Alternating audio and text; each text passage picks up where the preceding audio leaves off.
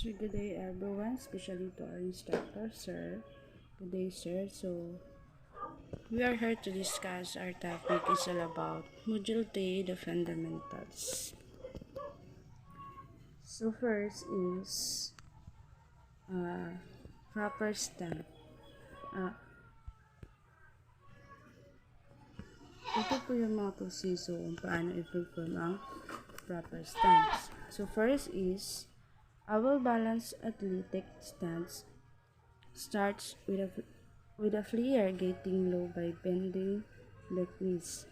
Second, the head is positioned over the support base, slightly behind the knees and over the waist in the back straight. Third, arms and hands above the waist, close to the body, with the elbow flicks. Fourth, feet at least shoulder with the width evenly distributed on the ball of the feet. So, yan yung mga proseso kung paano i-perform ang proper stand. So, proper stand, meron siyang dalawang types. So, this is the staggered stance and parallel stance. So, staggered stance, where the lead foot in step is on the same horizontal line as the toe of the other foot, allow a player to move quickly in any direction. So, ang staggered stand means naka horizontal ang feet. Then, parallel stance, where both feet are parallel to one another, is a kick and jump stopping with or without the basketball. Next is start and stop. Ito rin yung proseso niya kung paano siya i-perform. The first is the ability to move with and without the ball is essential to any individual offensive move. Starting and stopping are extremely important aspects of this movement. Third, the start quickly. Player must be in athletic stance and shift their weight in the direction they intend to move, taking the first step with the nearest foot. For example, if a player is going to move left, the player will lead with the left foot. Fourth is stopping quickly is just as important as starting quickly. Two types of spots are commonly used by offensive players: the two-step tap and the jump stop. So the two-step tap, ito yung proseso kung paano perform. Is executed by handing on the back foot. First, the front foot lands immediately after the back foot. Second, when a player uses this stuff after catching a pass or ending a dribble, the player back foot becomes the pivot foot. Third, for example, when catching a pass on the perimeter, a player can use this stop effectively by landing on the inside foot first and then pivoting for the shot. So, kung makikita natin, ito yung example niya. Makita natin. The next, the jump stop.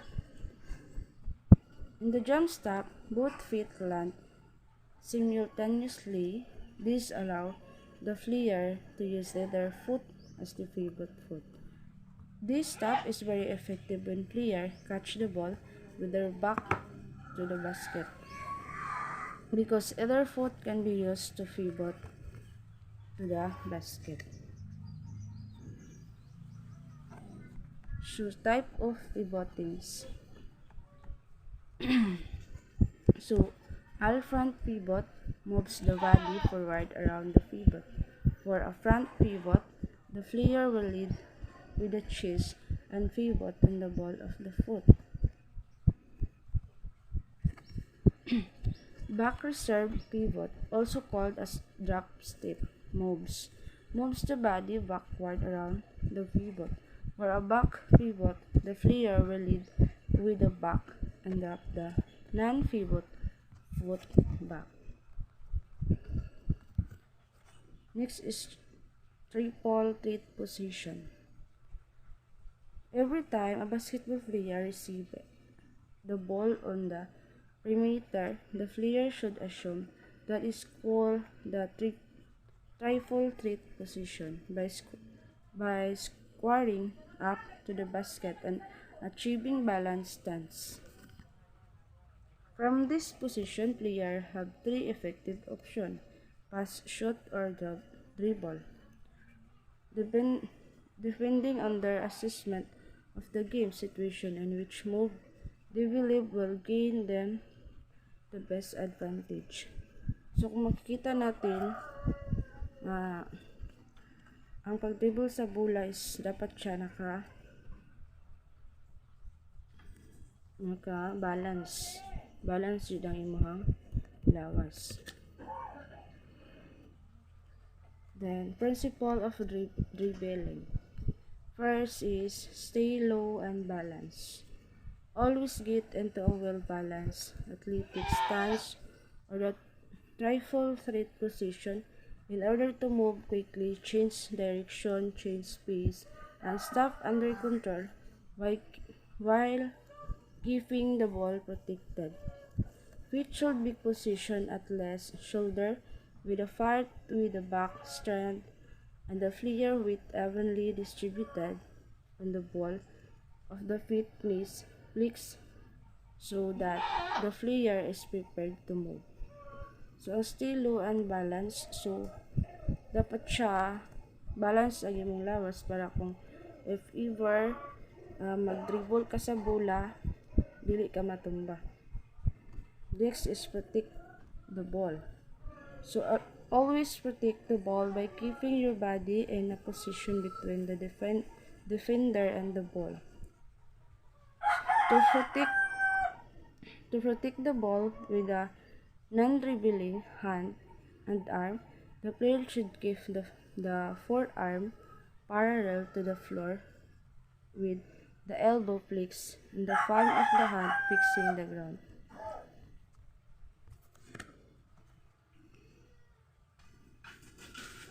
So use 3 is keep your head up. So the player head should be up so that the player know when to attack the basket and is aware of the location of open teammates and defenders. You should always see the rim of the basket then the dribble to avoid the tendency to watch the ball.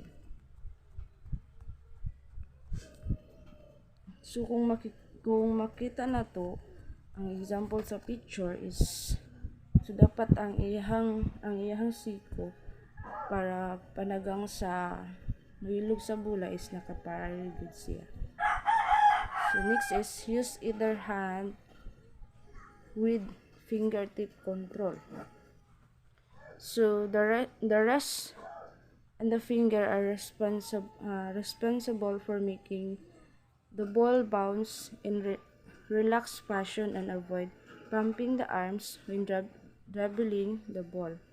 When fingertip control the wrist and finger should flex to impart force on the ball as it leaves the player's hand. To become hard to guard, be skilled and dribbling the ball with either hand. So types of dribbling. So the speed dribble.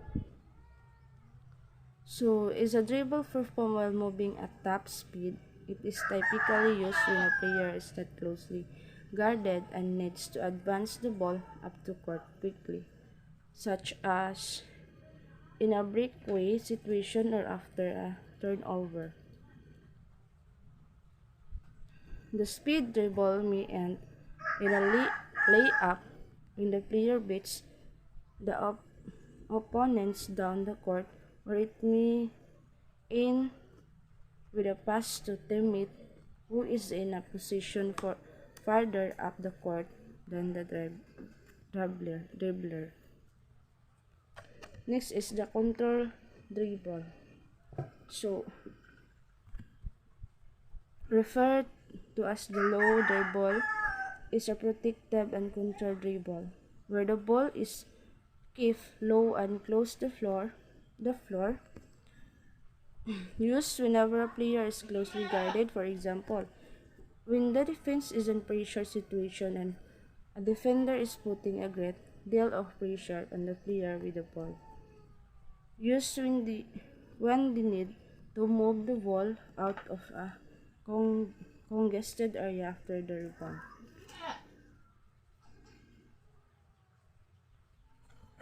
So the reserve dribble,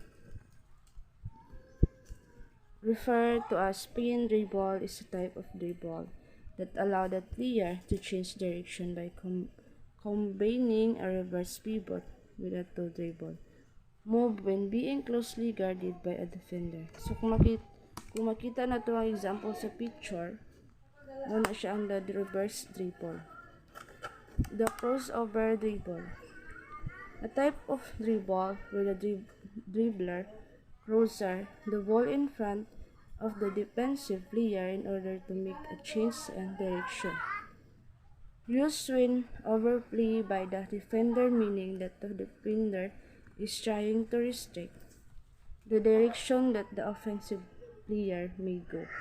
Then use a fast break or to create space between the dribbler and the defender for a drive to the basket or for a better shot or pass.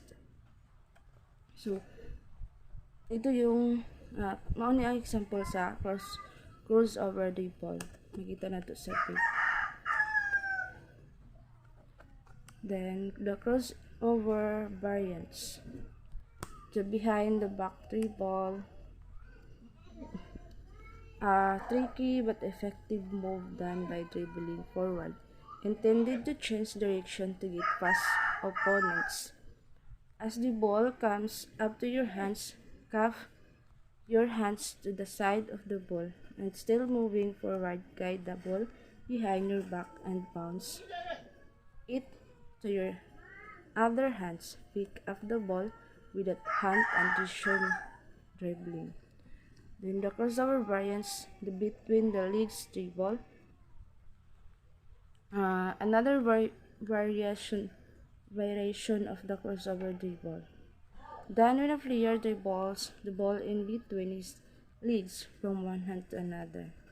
It's an effective way to protect the ball and change direction to the pass defender. Then passing and catching. The fastest and most effective way to get the ball from player to player and move it around the court. Purpose of passing is used to move the ball up to court quickly in a fast break, to set up offensive plays, to get the ball to open teammates for scoring opportunities, to get the ball out of congested areas after a rebound. Player must also understand that being a good passer makes for a better player, which in turn makes the team more successful. The passing principle assess first the game situation and location of teammates, then step as you pass the ball, follow through, extend your arms, and stop your wrist. Look at the player you are passing the ball. Do not telegraph the pass. Pick high, pass low. Know your teammates. Learning passing with other hand and off the table. So, na siya mga proseso sa passing principle. So, kinahanglan kung mag-dribble ka sa bola, magpasa ka sa bola, kinahanglan makita gid mo nga imong hatong sa teammates.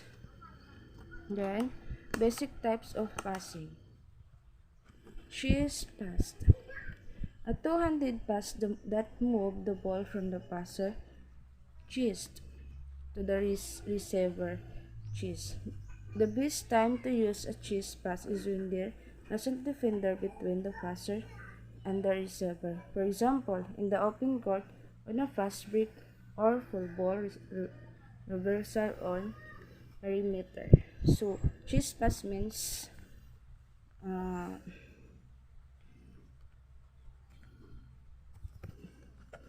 ano siya kanang cheese pass means mura kag magpasa og bola sa imong kauban. The next is bounce pass. So every similar to the cheese pass. So bounce pass means before ka magpasa sa imong bola, kinahanglan makadribbling ang bola or makabounce ang bola. So overhead pass. A two-handed pass that is thrown from above the passer head. Most effective when a player is closely guarded and needs to pass over the defender. Used by player as an outlet pass to start the break. A skip pass over the defense or option for feeding the post. Overhead pass means before kinahanglan makaagi sa imong ulo ang magpasa sa bola. Then kinahanglan sab ka mupasa ka sa imong kauban nga athlete pass or pass yang magsalo sa bola. So catching because passing in the quickest way to move the ball and challenge the defense. Excuse me. It is the primary tool of the offensive team's attack. Getting the ball to an open player to set up a scoring opportunity. The basic effective of an offense and passing and catching are the most effective way of achieving this. Then, how to catch the ball effectively? So, get in ready position. Always be in ready position. Well balanced stance with a feet shoulder, with a fart and the hands up. So, use an unspoken signal to communicate to the passer to pass the ball. Rest the open hands to the passer as if to say, I'm open, give me the ball. Then keep eyes on the ball.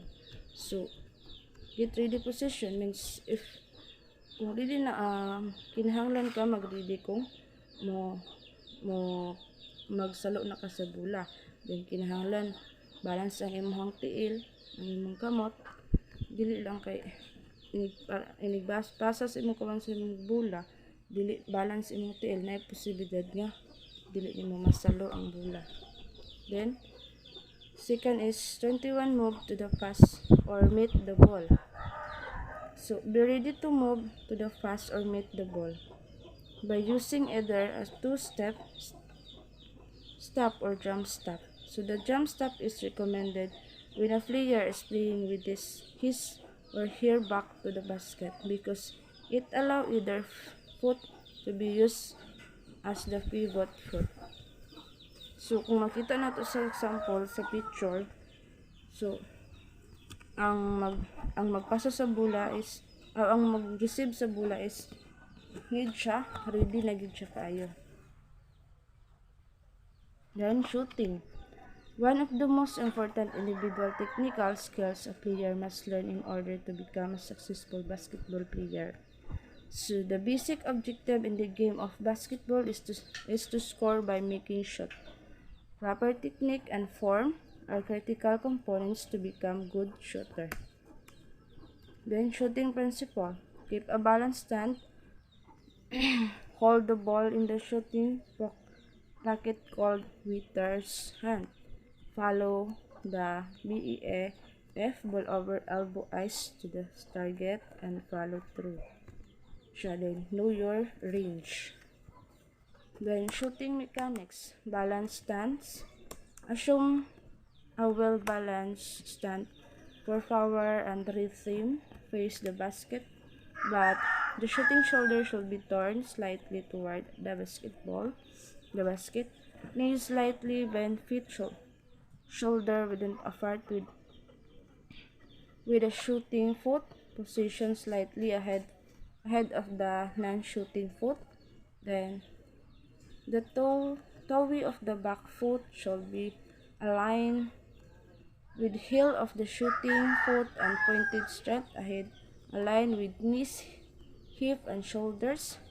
Player's head should be positioned slightly forward over the waist and feet to help the player maintain proper balance. Then shoot, uh, focusing on the target. Focus to the rim as the target, especially the eyelet that holds the net. Position at a 45-degree angle to the backboard as a player will before lay up. The target is the corner of the square on the backboard. So, focusing on the target means if ever mag-shoot ka sa bola, is dapat focus, dili ka kung asa-asa lang magtanaw. Then concentrate, hands positioning. Hold the ball in the shooting pocket in front of and above the shooting shoulder between the ear and shoulder.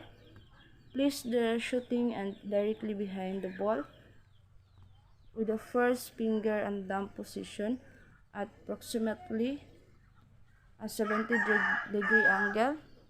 Then rest bent and look farming and Lee shape finger speed with the ball touching the finger and pads, not the palm. Then the non-shooting hand will act on the balance hand not to shoot it. Then release. Player stance, hands, and arm must all move in a continuous upward direction toward the basketball at a 45 to 60-degree angle with the shooting arm extended. So kung mag-shoot ka, kinahanglan 45 to 60-degree ang angle sa imong kamot or arm. Then release the ball up and over by thrusting the finger up and forward through the ball and releasing the ball of the index finger to the shooting hands. Keep the shooting elbow end within the frame of the body. If the elbow is out when shooting the ball, it is difficult for the player to get correct rotation the ball. Give the balanced hand and ball until immediately before the release, at which point the player will move to hand slightly away from the ball. Then follow through. After the release, the index finger of the shooting hands should point straight at the target. The thumb should point down and the palm should be facing down with the wrist splits. Type of shooting. So the sit shot. The type of shot most commonly used when a player is not closely guarded is the most basic shot in the game is of basketball. The advantage of the set shot is that a shooter does not have to worry about timing the jump as he or she does when performing the jump shot.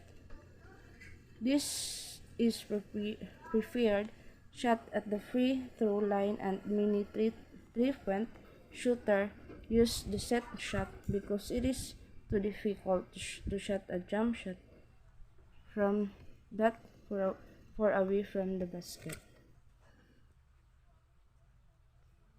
The jump shot.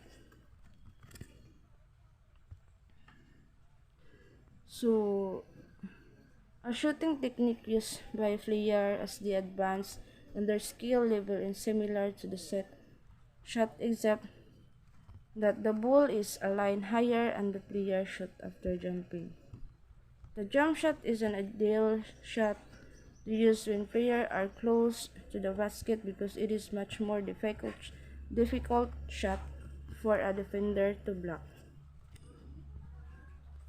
Next, the layup shot. Simply, but the layup is executed by laying the ball on a spot on the backboards that the ball will fall into a basket.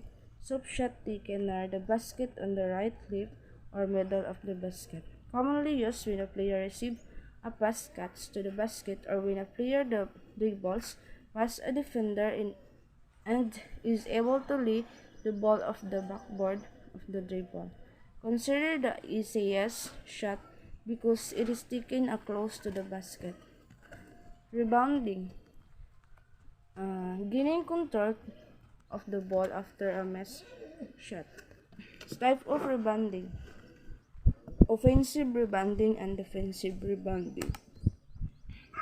Offensive rebounding, gaining control the ball after a miss shot by a teammate.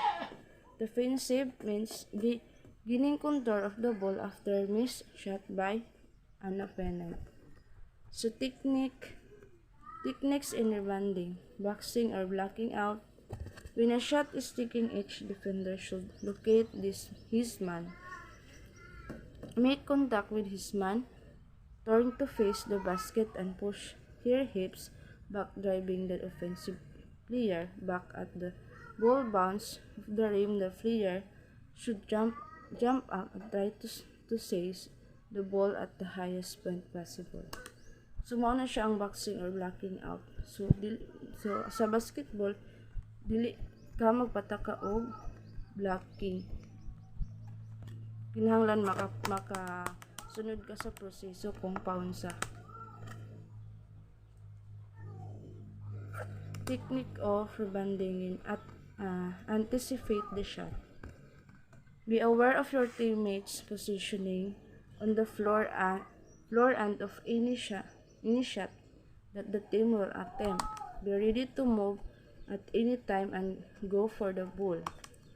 So getting a quick first step and defender and that split second jump can mean the difference between a second shot for the offense of the defense getting the rebound.